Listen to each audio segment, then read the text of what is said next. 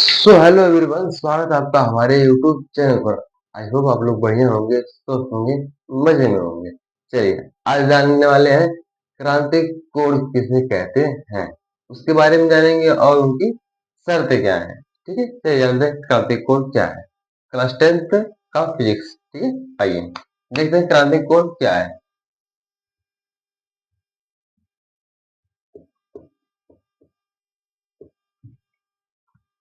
क्रांतिक कोण यानी कि क्रिटिकल एंगल।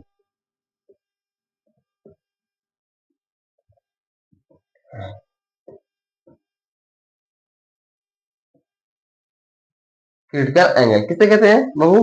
अब इसका जानेंगे हम फिगर। फिगर द्वारा ही हम लोग उसको समझ पाएंगे। तो इसे जानने से पहले हमें दो माध्यमों को होना अनिवार्य है।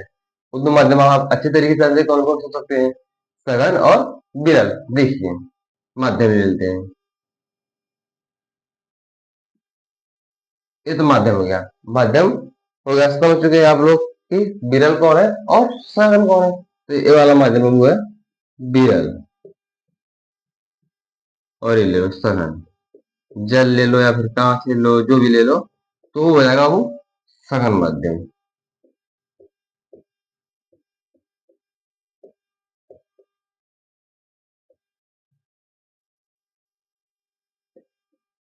सघन माध्यम।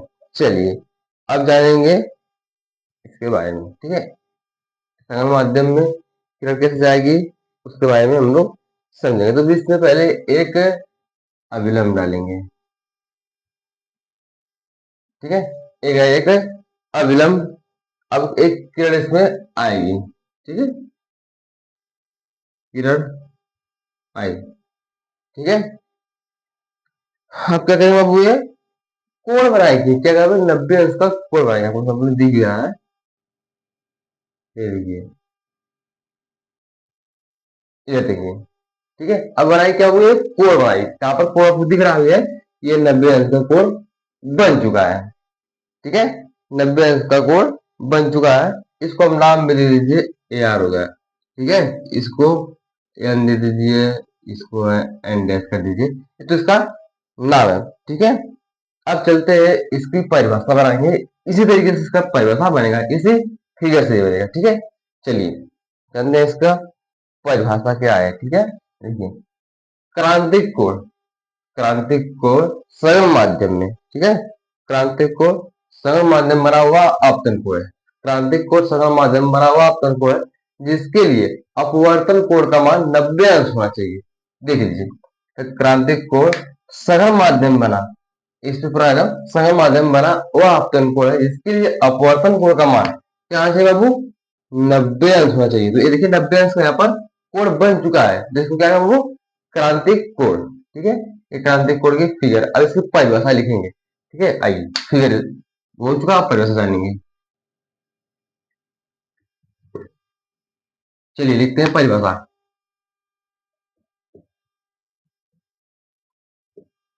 क्रांतिक कोण सघन माध्यम में बना वह आपतन कोण है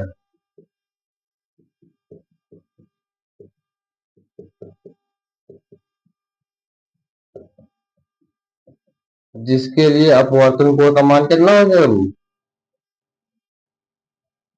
90 अंश होना चाहिए।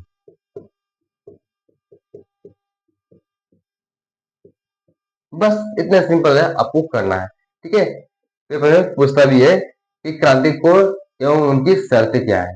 ठीक है, तो अभी तो हम लोग क्रांतिक कोण जाने हैं, अब उसकी शर्तें क्या है, शर्तें भी हम लोग जान लेंगे। आइए,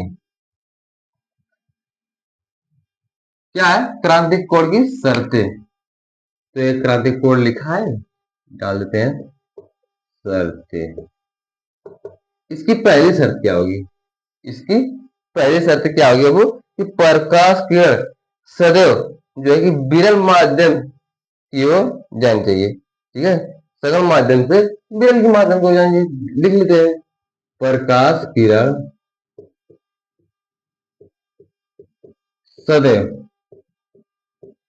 क्या होनी चाहिए बाबू? प्रकाश किरण सदैव सघन माध्यम से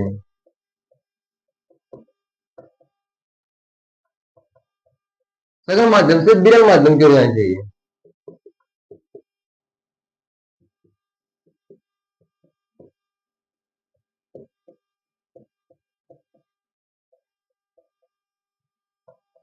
जाना चाहिए।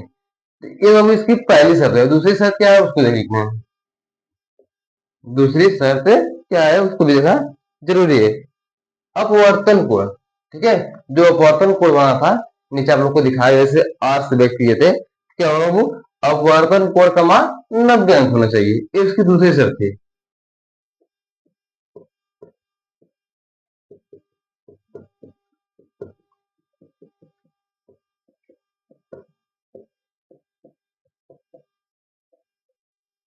अपवर्तन कोण का मान 90 अंश होना चाहिए, ठीक है। तभी हो जाएगा कि क्यों क्रांतिक कोण है, 90 अंश नहीं होगा तो क्रांतिक कोण नहीं होगा। चलिए, एक क्रांतिक कोण की दो शर्तें थी, ये इतना आप ही लिख देंगे क्रांतिक कोण की दो शर्तें, तो पेपर में कोई दिक्कत होने वाली नहीं है, ठीक है। चलिए, अब जान लेते हैं पूर्ण आंतरिक परावर्तन किसे कहते हैं। सेम फंडा इसी जैसा है, ठीक है। आइए,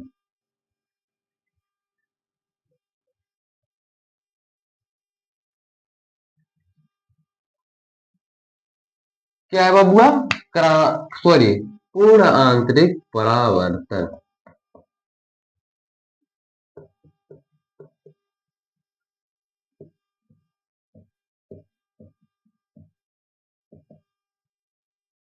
नाम से ही कुछ लॉजिक दिख रहा है आपको। क्या कह रहा है बबुआ, पूर्ण आंतरिक परावर्तन है। क्या है, पूर्ण आंतरिक परावर्तन है, ठीक है।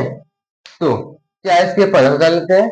यदि आपतन कोण का मान, ठीक है, यदि आपतन कोण का मान क्रांतिक कोण से बड़ा कर दिया जाए, यदि आपतन कोण का मान क्रांतिक कोण से बड़ा कर दिया जाए, तो इस कोण पर आपतित प्रकाश किरण बेल माध्यम में अपवर्तित न होकर सघन माध्यम में ही वापस लौट आती है। इस घटना को ही क्या कहते हैं, प्रकाश का पूर्ण आंतरिक परावर्तन कहते हैं। चलिए, इसका पहला सुझाव देते हैं। यदि आपतन कोण,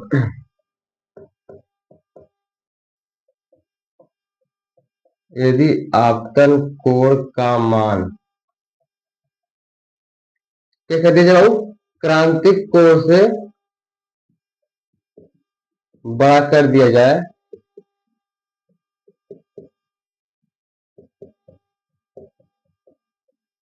तो इस कोण पर,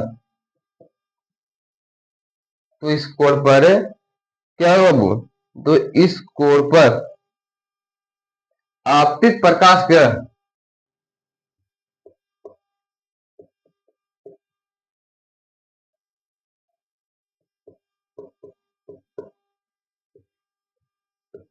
आपतित प्रकाश किरण विरल माध्यम,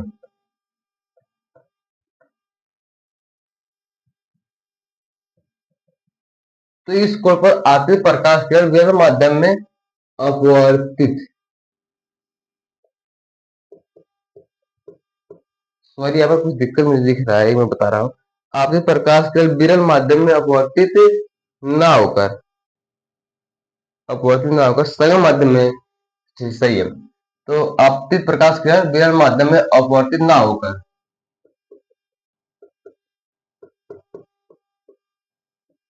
सघन माध्यम में वापस लौट आती है।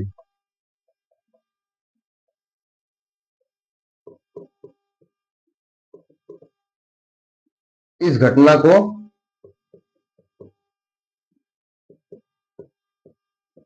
प्रकाश का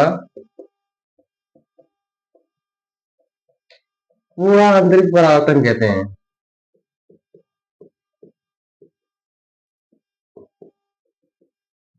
ये इसकी परिभाषा, ठीक है। क्या कहते हैं वो, पूर्ण आंतरिक परावर्तन कहते हैं, ठीक है।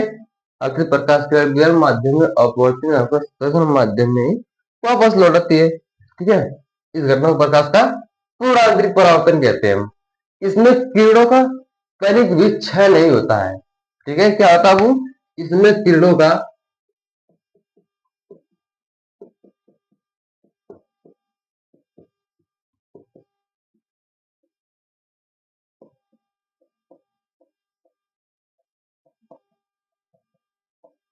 छह नहीं होता। छह मतलब इसमें क्या हुआ है, छह, ये तो जो छह बोला, छह से छह मत समझ लेना वो, ये छह मतलब नुकसान है, ठीक है। ये अभी लिख सकते हैं, इसमें कीड़ों का तनिक भी नुकसान नहीं होता है। भाई नुकसान कैसे होगा, जब प्रकाश किरण गैर माध्यम में अपवर्तन आकर सघन माध्यम में वापस लौटा रही है, ठीक है, तो क्या होगा, वो वहां पर कीड़ों का थोड़ा सा भी नुकसान नहीं होगा, ठीक है। ये पूरा तरीक परावर्तन रहेगी। अब इसके पढ़ेंगे शर्तें क्या है, आइए शर्त जान लेते हैं, शर्तें क्या है।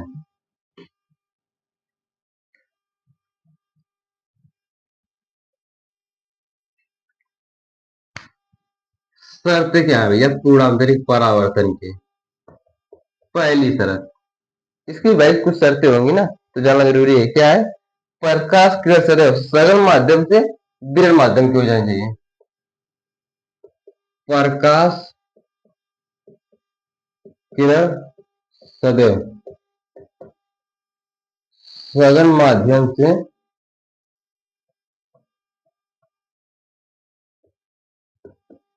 विरल माध्यम की हो जानी चाहिए।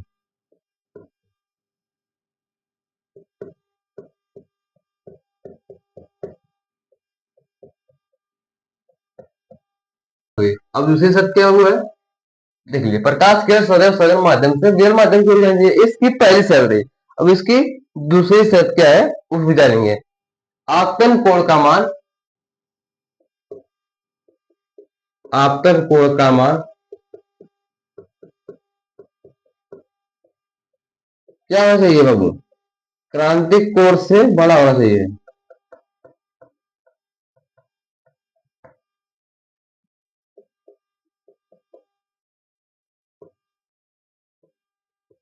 इसका दूसरी शर्त थी। बस आपको इतना ही लिखना ही है पेपर में, तो आपको कोई दिक्कत नहीं होने वाली है। ये इसकी शर्तें रहे, ठीक है। अब जान लेंगे अगला क्लास में